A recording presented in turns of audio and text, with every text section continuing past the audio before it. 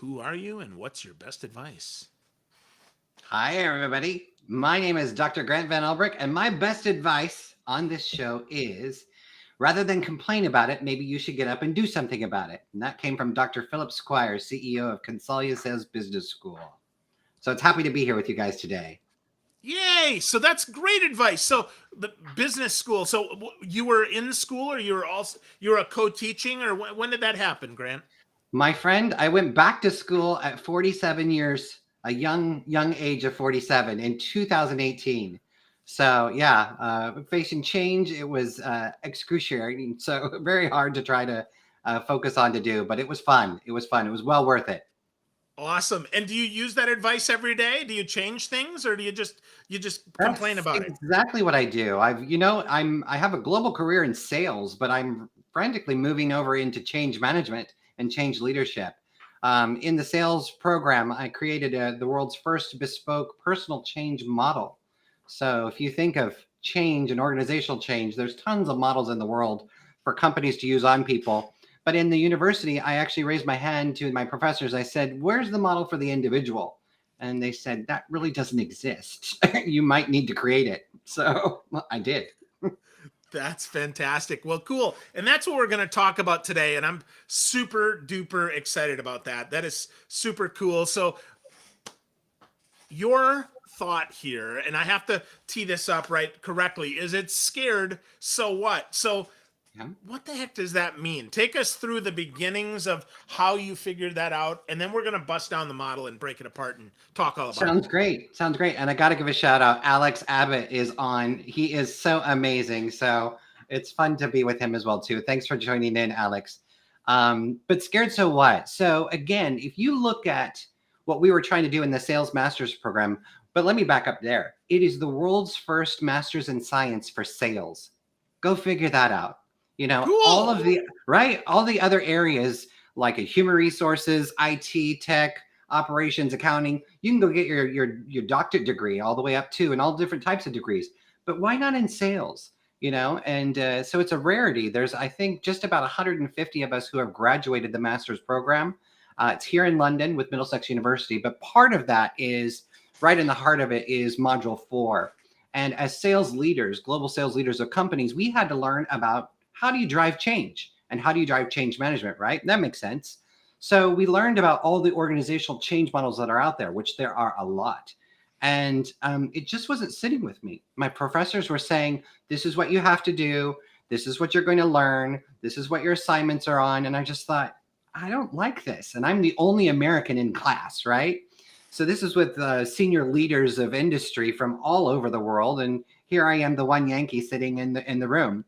So I raised my hand to my professor and I said, I am so sorry. I don't mean to be flip or disrespectful, but I don't get this. And they're like, oh, great. What's going on here? You're a grown adult. You lead in a major global corporation for sales around the world. You should be getting this. And I said, yeah, I get what you're trying to do. But these models are all prescriptive and they go through an archway and it says at the end of it, you're magically going to accept the change. And that's not true. And they said, well, what do you mean that's not true? And I said, it's not true. I'm a human being. I can accept change. I can reject change. And you know what? Until this moment, as a senior leader, I never asked my people if they accept change or reject it at all. And these models don't reflect that. So I was in real time looking at my own leadership style, which was very transactional and focusing on you need to do this, you need to do that. And if I have a change process, you're just going to do what I tell you to do. Now, I'm happy to say that there was a lot more to me, and I think people a lot liked and followed along. However, that was the real aha moment. And my professor said, well, Grant, if you don't like the models that are out there, then perhaps instead of complaining about it, you should go and do something about it. So why don't you make a new model? And that's where it was born. So I started my research project was on fear management, fear of change management. What is the effects to the human mind and the human body when it happens, positive change or negative change. And then I embraced, because at the center of that was scared, feared, right? And you've got an actual clinical diagnosis called metathisophobia. Try to say that really on a cocktail or what have you, but metathisophobia. And it is the chronic fear of change, and it's crippling for people. So it was a great point for me to start at and say, well, what if people could embrace their fears? What if people could start to reflect on being scared of change? Or what if there was a process for us to break that down? Exactly, metathesophobia, the fear of change. And that's where we put the science to it and started to create it. And it just came out that the acronyms actually worked. Scared. So how do you address your feelings? And I'll go through the model if you'd like, but this is how the process actually started there in university. It was just born out of pure, almost rebellion. I love that. And I love that it relates to sales, right? And it relates really to everything, but we're going to talk kind of how it relates to sales folks. And I think about that, and I think about my own sales experience. And I will tell you, seldom do people say, so how do, are you going to accept this change? It's more like, no, Oh, yeah. you did. And here you go. Let's move forward, right? Yeah, it was more like in leadership, it's you just get on with it, just do it. And that happens every day in our lives. And you think back to yourself, Phil, and to your audience listening in, have you ever been taught how to manage personal change for yourself? Not a chance. And isn't that funny? Something that happens to every one of us on the planet every day of our lives, we don't know how to manage that. And we haven't even thought about that. But yet we have an abundance of models to be used in the organization to guide us and tell us exactly where we're supposed to go. But as a human being, I have feelings. So again, when you were younger, Phil, did you ever go to your mom, dad, brother, sister, whoever it was, your family support, or even your teachers or professors, and you had a change situation and you just went, I don't know what to do. Tell me what to do. And you're stressed, you're breathing heavy, you're nervous. Maybe you're losing a job, getting married, whatever it is. It doesn't matter, positive or neutral. Your body reacts the same. You're stressed, right? And if you ask them how or what are you supposed to do, what did they say to you, Phil? Well, sometimes it was, suck it up, rub a little dirt on it. That was it. Or, I don't know. What do you think? Exactly. Just get on with it. Oh, don't worry about it. You're going to be fine. For me, it was, Grant, shut up and just go. And I'm making fun. But, get on with it. You hear that a lot. Why? Because they haven't been taught how to manage personal change themselves. And so it's so critical. If we could actually stop and we had a model to say, well, let's break down this change for you. Let's look at your feelings so that you can make an informed decision rather than an assumption. And we know that where that gets us. And then once you've made a decision about the change, so what are you going to do? What's your own so what? What could you do? And I can go in and tell you about how you do that.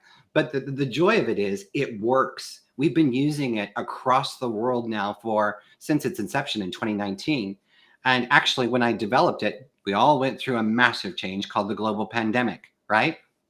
So in the cruise industry, we went from 62 ships, hundreds of billions of dollars in revenue to zero revenue. There was massive change. And it stayed that way for 2 years.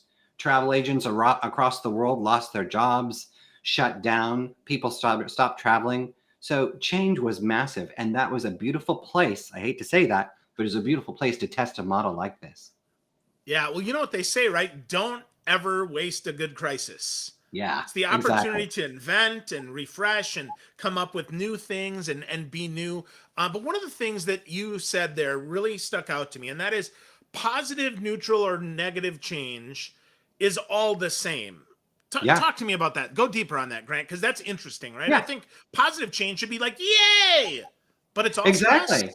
Yeah. But so think about it like, positive change. You're getting married. Isn't it funny how the groom is always standing there looking like 3 shades of green and purple, and you're just, is he going to pass out? And sometimes they do. The happiest moments of your life can be the most stressful moments of your life.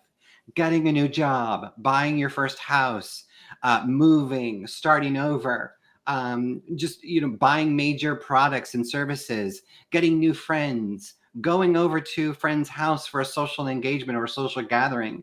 And it's just so interesting that positive change, if you look at how the mind works, it's still stress, it's still energy, it's still angst and anxiety. So again, getting married, getting a new job, you're breathing heavier. Maybe you get goosebumps, sweats, cold sweats, nervousness, anxiety. It's a positive thing, yeah. But your body's telling you something's wrong. And so again, whether you're the groom or the bride, you're going to your friends and they're like, oh, it's going to be the best day. Why does it feel like it's right here? I don't know how to deal with this, and I don't know how to actually talk about it, right? And so it doesn't matter if it's positive, neutral change. Neutral change means I'm indifferent. And even though at this moment I'm processing what's happening to me, I don't have a reaction either way. So I'm just kind of going with the flow until something actually reaches out that I can identify with. And there will be along the way. And negative change, you understand, is obviously negative. I'm rejecting this change, or I don't understand it and I need more information. So as a human being, when you have organizational change models flowing through saying this is the prescriptive way it's going to go, I say the human being needs more. They need help actually getting through the different types of change that's happening to them. And that process just hasn't existed. Yeah. Wow. Wow. So I know it's meant to be a little cheeky here, but Marcus says Kanban is not always the answer. And I think that's so interesting, right? The Kanban boards that we think are so linear, so perfect for this, they're not enough. They're not Yeah. always the answer. As human beings, we do inject our own feelings, our own emotions, our own additional stress into an Mm-hmm. organization like that. So let's talk about this, Grant. Let's go. So you mentioned the first part is the scared piece, right? Yeah. So Yeah. scared. I'm afraid of good or bad, right? And I Yeah. need And to yeah. accept or what? So the key is you don't have to be scared to use the model. You just have to understand its guiding points. There, like I said, there's positive change, neutral change, and negative change across the energy spectrum of what you might be feeling. You use the word scared, SCARED. And so it is, am I surprised about the change? Am I conflicted about the change, or do I champion the change? Again, starting to use as a methodology to coach yourself. And in the heart of it is, what actions can I do to generate information? So again, instead of having assumption, cause, or panic, you want to start to break the change down and critically reflect on it so that you're starting to take control of your change scenario and situation. Just like in sales, we know in sales that action is where everything is, right? The actions we do in sales leads to revenue generation or buying habits. So that's the same thing with finding out information for yourself. Generating action could be asking questions, asking a friend, doing some research, reading, Google search, whatever it may be, but anything to avoid assumptions so that you're generating information. By then, you're starting to say, am I more receptive to this change, or do I reject this change? And either way, it's okay, because not every change you have to accept, right? And that's what's bucking against the traditional models, because the traditional models say you're going to go through a process and at the end the change is executed. That's just not true. And in leadership, how many times do we ask people, are you on board with this change? We just don't. We tell them transactionally what to do instead of transformationally, and getting in and utilizing coaching methodologies to support the people. So again, if you understand which direction you're going, then like actions, you want to explore any other options or opportunities and say, do I have all of the information that I need before I can make a decision? And there are 3 points that hit again on decision. Positive decision is, I'm favorable for this change. I like it and I can move forward. And that's excellent. You've made an informed decision versus an assumptive one. And that's the direction where you want to go if you want to be able to start to manage personal change for yourself. But then there's also the opposite, which is a negative decision. And that can be one of 2 ways. Either A, if you took the test, the scared quiz that's inside the app, to visually see how you're feeling about that change. If it's a rejection, you might see that you haven't put any actions or explored any options. If that's the case, you owe it to yourself to get information so that you can make a better decision. But likewise, you could also be rejecting a change, and that's fine. That's totally okay, because we don't accept every change that happens to us. But you're still going to be left saying, well, so what? And so what can I do about it? You're searching for a plan or a sense of meaning about the change. There's also a third element that's stuck in there in the middle, and it's called indecision. And how many times have you ever felt this? Hey, Phil, I just don't know what to do. Can't you just tell me what to do? I'm stuck. I have no idea what to do with this situation. That's called indecision. And it means you're missing information that will help you to make a better decision. And so that is the scared process. looking at your feelings. Now, it's not a linear model. It can't be a linear model because, as you just said, we don't think and we don't learn in that way. So it's designed to be flexible. It goes up and down across energy spectrums, and you are in control over your model journey. So again, I didn't want to make something out of science that follows traditional org change. This is individual change, the way individuals, people think and work. From there, you're going into what is your so what? And so what is your strategy? What are your options? Actually taking the time to critically think, what are they? How are you going to execute this change? Do you have a way forward? Then you pause and say, do I have hope or do I know how I'm going to execute this change? And why hope? People say, well, why is hope in there? Well, hope is a motivator. If you don't have a personal motivation or any emphasis behind what you're doing, it's going to go nowhere. But if you do feel a sense of hope, then great. How are you going to execute the change? What actions will you take? And finally, what will you do to take ownership? What milestones will you do? Is it emailing somebody? Is it visiting with somebody? Or is it simply congratulating yourself that you did it? You executed your change in the way you want. And so that's the scared so what process of managing personal change. Yeah. Wow. Definitely have never learned that before reading your book. Definitely have never heard of that. And yet, as you say it, it just makes a lot of sense. I mean, there's so much there that we can break down. Which one of those, and you're probably going to tell me it's individual, but which one of those have you found in your research or your work that is the hardest one that people don't do the most? Actually, it's really interesting because people are individual. Individualistic, I should say. We surveyed over 1,180 people across Europe, Middle East, and Africa on their use of the model and also their feelings and suggestions for the model. And some really insightful information came from the interviews. About 50% of them said, I'm not worried about the so what. I want to understand how I feel about change. And I like that because it gives me clarity of thought. I like the fact that I can make an informed decision versus an assumptive one. So that was very insightful for them. But likewise, the other side of the spectrum, again, almost 50-50 straight up. They said, I don't care about feelings. I want to know what I'm supposed to do and how I'm supposed to do it. And I thought, okay, well, that makes sense. I just want to get on with it because that's what I've been programmed and that's what I've been told to do with life. Just get on with it. How do I do that? So then we asked them, we said, but do you think both of them should be used? And are both models helpful, which creates one model together? 96% came back and said, yes, you must use both together to get the full benefit of managing personal change. And then another 98% came back and said, you can use this for coaching and leadership. And actually, you should. So leadership, managers, supervisors, coaches, human resource professionals, they should get behind to understand so that they can coach, guide, and support their teams in managing personal change at work. And it's funny you said sales. Sorry, you were going to say? No, go. It's funny you were saying sales. This was born in my sales master's program and continued throughout my master or throughout the doctorate as well too. And people say, what about salespeople? Salespeople are superstars. They're rock stars. They're a different breed.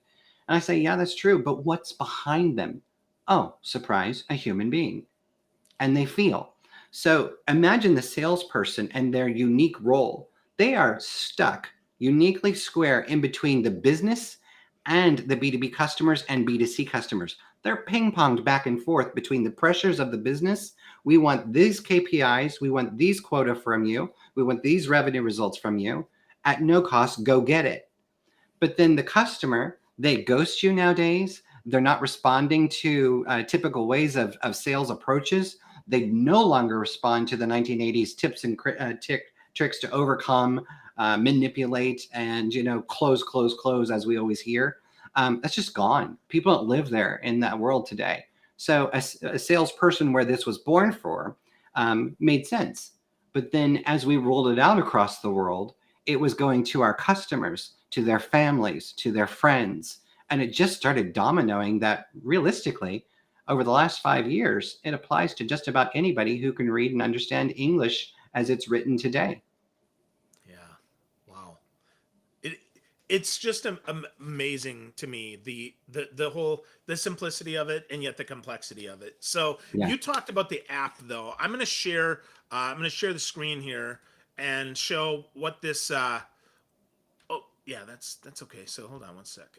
No, I'm not. All right, never mind. I'm not going to share the screen, but you can go to scaredsowhat.com and check out the app. It's really cool. It's even on the homepage, so you can put that up.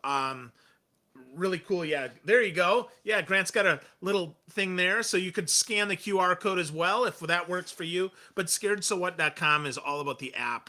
So Grant, let's talk about the app a little bit and what's inside there, because ideally, and friends, if you're doing this just for you, it's free. Like, Yeah. Grant wants you to download this and check it out and play with it and understand it for yourself, because you're an individual, you're a human. You do this, and hopefully it will help you. So let's talk about the app. What's inside the app?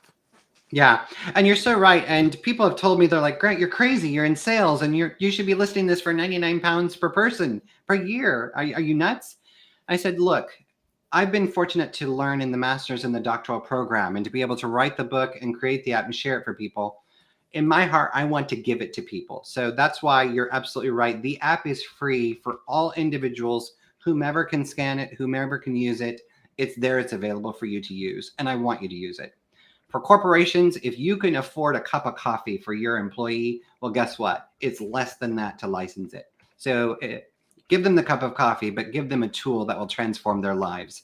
And the app itself, it's the first app that allows you to learn how to manage personal change for yourself, but then also manage it for yourself.